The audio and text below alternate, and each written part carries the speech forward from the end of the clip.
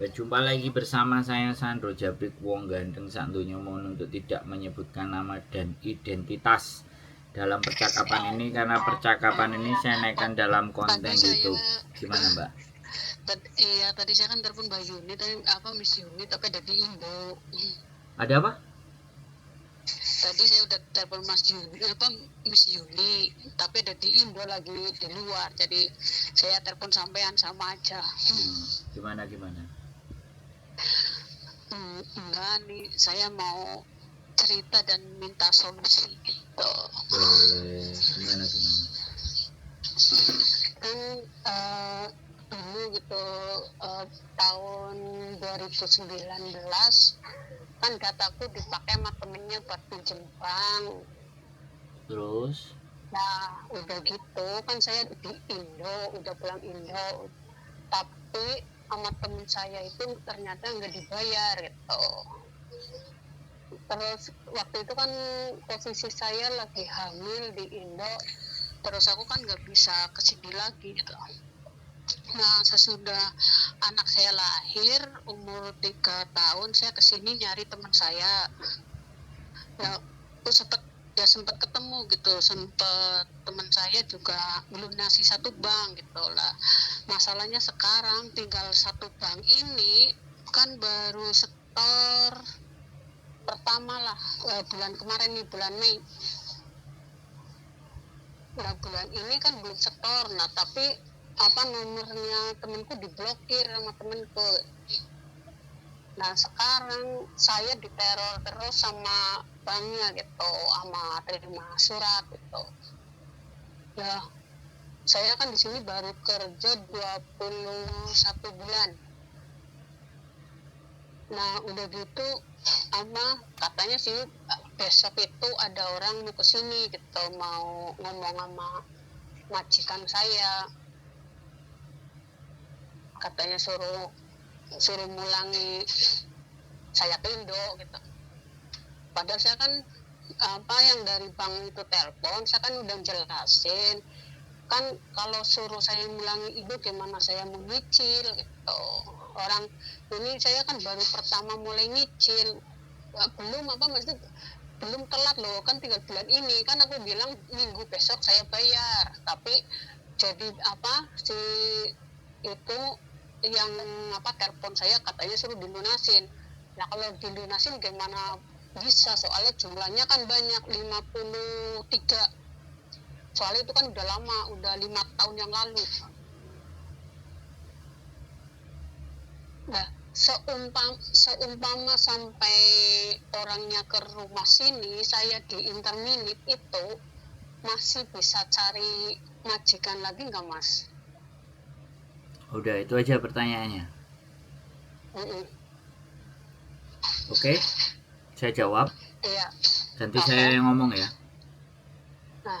Jadi gini Mbak, kalau sampean sudah di situ hutang, kemudian nggak dibayar, kalau sampean udah di interminate, terus pulang ke Indonesia atau masih bisa cari majikan lagi, ini tergantung pihak bank melaporkan sampean ke kantor polisi apa enggak, atau melaporkan mengirim surat ke imigrasi. Kan memang nggak ada urusan, tapi bisa jadi dia melaporkan ke kantor polisi sehingga catatan di kantor polisi kan terkonek dengan imigrasi.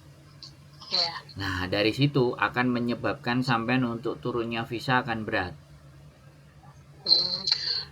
Sebenarnya sih saya bukan nggak mau bayar, saya kan mulai di sini lagi nyicil gitu lah. Ya. Yang satu. Sekarang saya tanya, sekarang gini, saya ngomong dulu boleh nggak sampean potong? Oke. Ya, sampean kan mau nanya ke saya nih, soalnya kalau orang yang kasusnya hutang itu selalu ingin jawabannya adalah maunya dia. Bisa dipahami nggak maksud saya? Ya, saya sudah sering ngadepin teman-teman yang masalahnya hutang, ya. Kemudian kepinginnya adalah jawabannya dia yang diiyakan, kan tidak bisa begitu. Boleh nggak saya ngomong kayak gitu? Jadi saya akan ngomong sesuatu yang berdasarkan cara berpikir saya, logika saya, dan experience dan pengalaman yang pernah saya alami.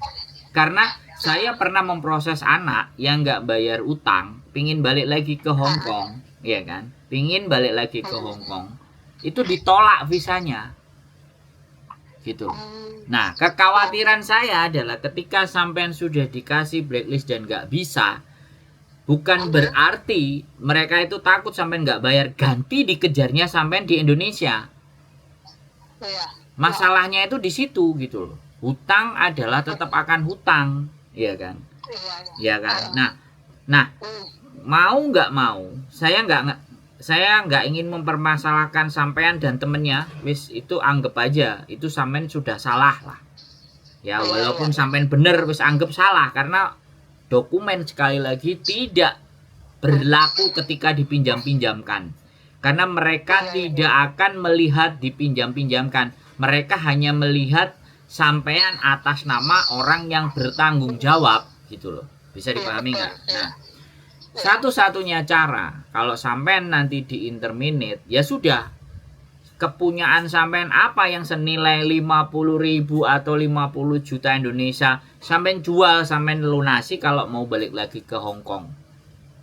Kalau sampean nggak mau dan nggak bisa, ya sudah, sampean tinggal pulang. Nanti kalau sampean bicara sama agen cari majikan, ya, kalau sampean misalnya jujur, itu agennya pasti untuk memprosesnya berat.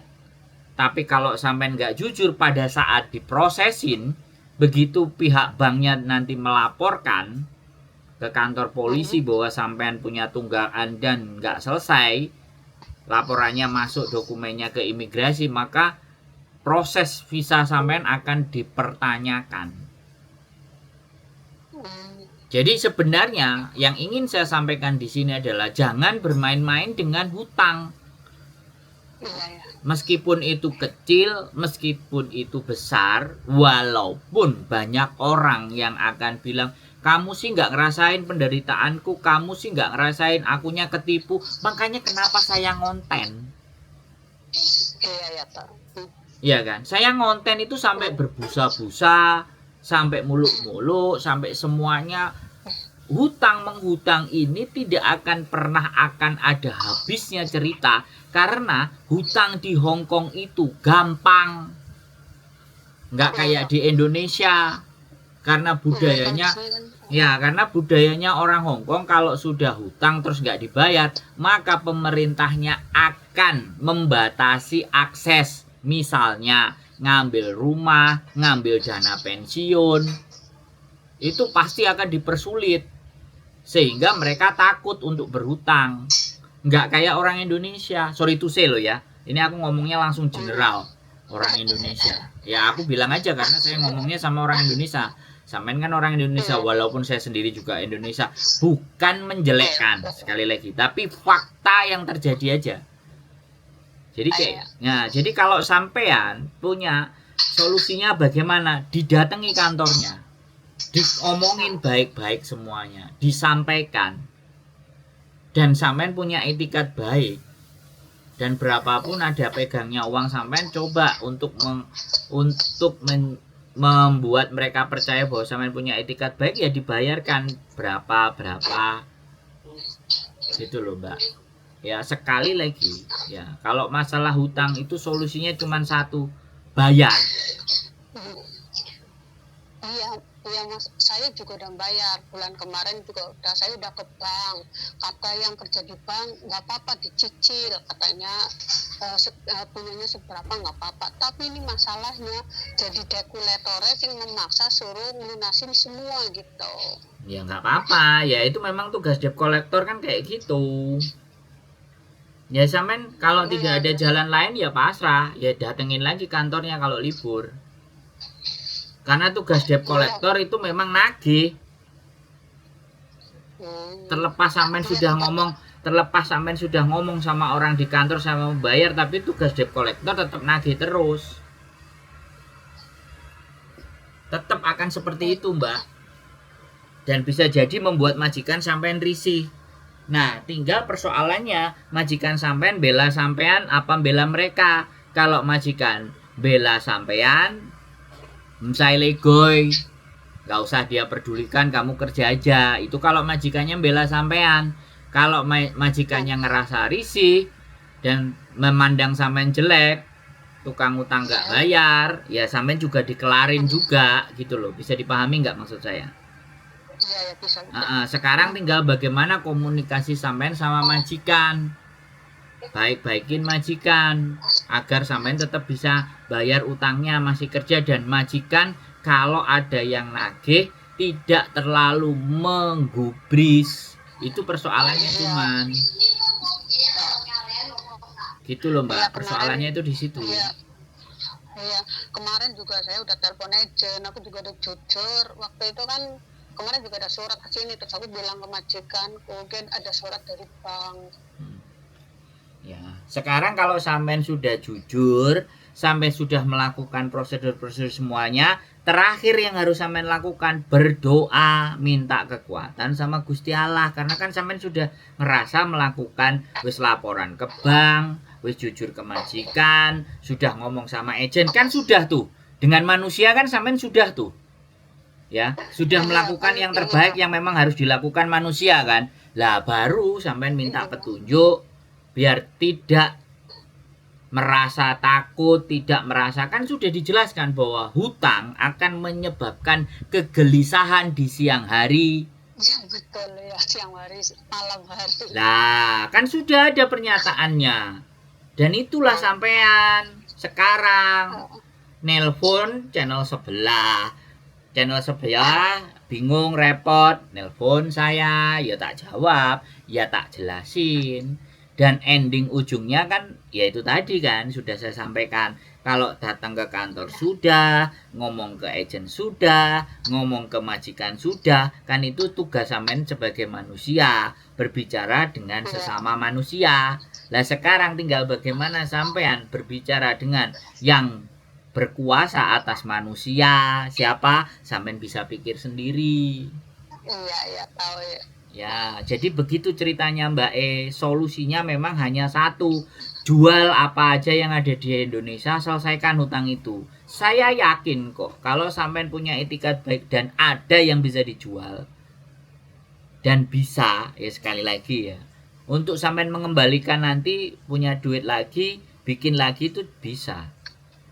Lah masalahnya keluarga sampean bagaimana? Mau nggak dibagi bebannya?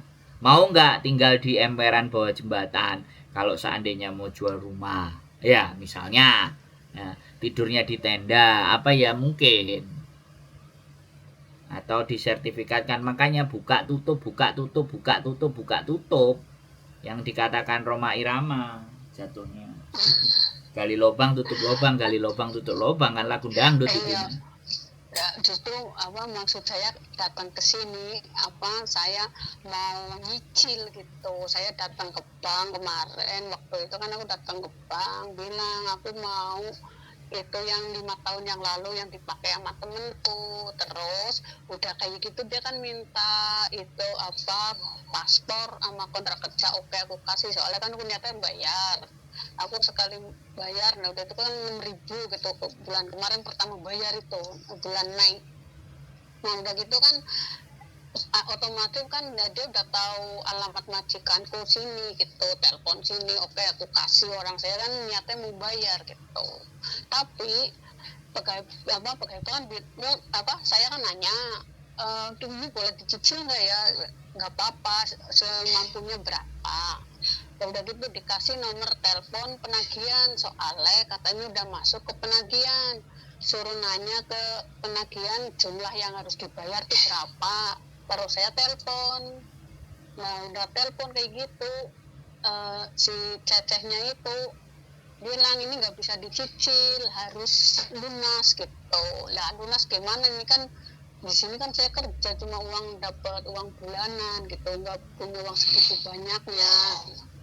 Kalau sebulan 4.000, 5.000 oke lah gitu. Tapi kata dia kan nggak bisa, katanya dia maksa aja, terus besok katanya ada koko mau kesini gitu. Lah iya Mbak, mau saya ulangi lagi kalimat saya 100 kali, sampean pasti akan terus cerita seperti itu, dan sampean nggak bisa berharap dengan saya, paham nggak? Yang saya lakukan, sekali lagi saya bilang sama sampean, ya sekarang minta, karena yang maha membolak-balikkan hati, yang maha membolak-balikkan hati itu ya yang punya kehidupan. Puasa ya, iya betul. Ya, sampean mau ngomong bagaimanapun karena utang itu sudah hampir 5 tahun yang lalu. Tugas orang nagih ya tetap nagih. Tugas orang di kantor yang baik-baik ya tetap berperan yang baik-baik, ya nggak apa-apa, silahkan. Karena mereka memang punya tugas masing-masing. Lah untuk membungkam itu semuanya, untuk jadi kelar, ya berapa jumlah utangnya, jualkan rumah, jualkan tanah, jualkan motor, tutup itu semuanya, kelar masalah sampean. Tapi nimbulkan masalah baru. Lah di Indonesia hasil jual aset atau menggadaikan aset atau utang lagi. Jadi nutup di sini, di sana nambah utang lagi. Kan saya tadi bilang, gali lubang tutup lubang. Ya janganlah. Nah, makanya sekarang kan maunya sampean utang sudah 5 tahun. Mereka masih bagus. Sampean nggak didut, ya kan? Sampean nggak di, ya kan? Ya kan? Mereka masih mau nagih, masih mau ngomong, masih ke rumah majikan. Itu kan mereka sebagai manusia ya menjalankan tugasnya. Nah, sampean dibilang ya kan, ya aku juga mau bayar. Ya iya, tapi ini udah jatuh tempo. Utang yang 5 tahun yang lalu itu udah jatuh tempo, bahkan melewati. Gitu loh. Ya sampean juga beritikat baik, tapi kan tugas mereka tetap tugas, harus selesai. Bagaimanapun, makanya terus sampean diintimidasi. Lah kayak gitu tuh nama intimidasi. Justru kayak gini Mas, saya nggak tahu kalau temen saya nggak nyetorin gitu. Ya mau sampean ngomong 1000 kali, 1.000.000 kali, udah kan saya tadi bilang, jangan sebut nama teman-teman sampean, sudah itu sudah salah, sampean minjemin data, lemeng-menga, bayar. Gitu loh. Makanya orang-orang hutang ini Mbak, pas waktu mau hutang nggak nanya saya, giliran bingung ditagih. Nah, begitu giliran ditagih, saya kebagian kopi secangkir, pisang goreng 1 biji aja enggak, disuruh bantuin, nolongin, gimana ngedem pikiran, coba. Fair nggak kalau kayak gitu?